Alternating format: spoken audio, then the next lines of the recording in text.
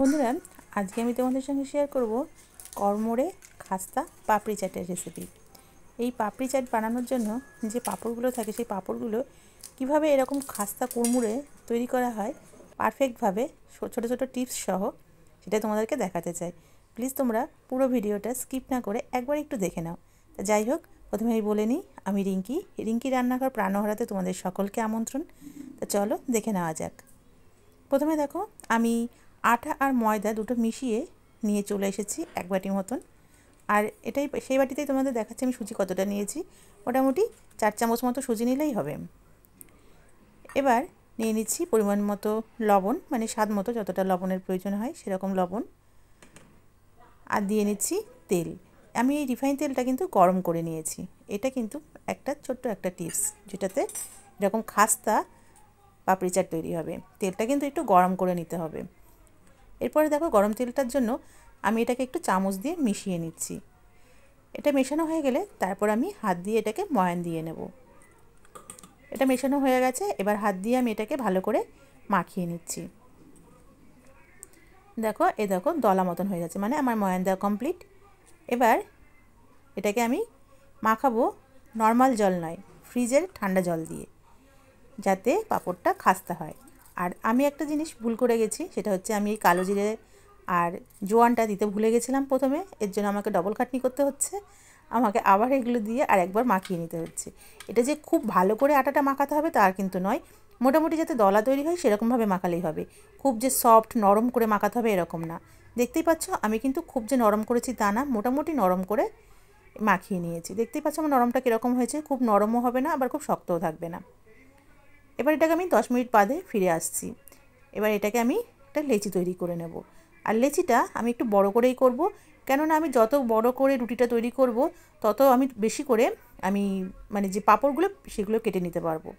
এর জন্য যতটা বড় আমি করতে পেরেছি ততটা বড় করার চেষ্টা করেছি, যাতে আমি একবারে অনেক কটা পাঁপড় বানিয়ে নিতে পারি। দেখো, এটাকে আমি একটা গোল করে নিয়ে এবার এটাকে আমি বেলে নেব। এটাকে যতটা বড় করতে পারবে ততটাই ভালো হবে, তাহলে একবারে অনেক কটা পাঁপড় বেরিয়ে যাবে। তো দেখো, এটাকে আমি একটু বড় করে বেলে নিই।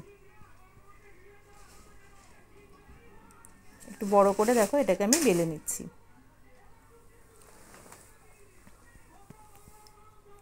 যতটা বড় করে বেলতে পেরেছি ততটাই বড় করার চেষ্টা করেছি। আর এটা কিন্তু আমি খুব যে একদম যে পাতলাভাবে বেলেছি তা নয়, আবার যে মোটা করে বেলেছি তাও নয়, মোটামুটি একটু হালকা, মানে একটু যাতে থিকনেস থাকে সেরকমভাবেই করেছি। তোমরা বেলাটা দেখে নিশ্চয়ই বুঝতে পারছো কতটা মোটা হয়েছে। একদম পাতলাও নয় আবার একদম মোটা পুরোভাবে বেলিনি। এরপরে এটাকে দেখো, আমি কিন্তু চামচ দিয়ে ফুটো ফুটো করে নিয়ে এটাকে আমি একটা গ্লাস দিয়ে কেটে নিচ্ছি। আর চামচ দিয়ে ফুটো ফুটো করে নিলে পরে কী হবে বলো তো, পাঁপড়গুলো ফুলবে না। আর এইভাবে দেখো আমি কতগুলো একবারে কেটে নিলাম। এইভাবে যতগুলো মানে পারা যায় কেটে নেওয়া যায় একবারে, ততই ভালো হয়, তা তাড়াতাড়ি হবে কাজটা আমার মতে। এটা আরেকভাবেও করা যায়, ছোটো ছোটো দলা করে লেচি করে নিয়ে সেটাকেও বেলে করা যায়, কিন্তু আমার মনে হয় এইভাবে করলে তাড়াতাড়ি হয়। ওই জন্য আমি এইভাবেই করে নিয়েছি। তোমরা চাইলে ছোটো ছোটো বেলি করে মানে লেচি তৈরি করেও কেটে নিতে পারো, বেলে নিতে পারো। তবে আমার এইভাবে সুবিধা হলো, আমি এইভাবেই করে নিলাম। তোমরাও এইভাবে কেটে নিতে পারো, তাহলে একবারে অনেক কটা পাঁপড় বেরিয়ে যাবে একসাথে। এরপরে আমি কিন্তু এটাকে অল্প তেল দিয়ে ভাজবো, বেশি তেলে নয়। বেশি তেলে ভাজলে জায়গাটা অনেক পেয়ে যায় ওরা ফোলার জন্য। এর জন্য অল্প তেলে আমি অনেক কটা বেশি করে পাঁপড় দিয়ে একবারে ভেজে নিচ্ছি। এবার এটাকে যাতে মোটামুটি যখন লাল হয়ে আসবে তখন এগুলোকে আমি তুলে নেব। দেখো আমার আস্তে আস্তে এগুলো লাল হয়ে যাচ্ছে।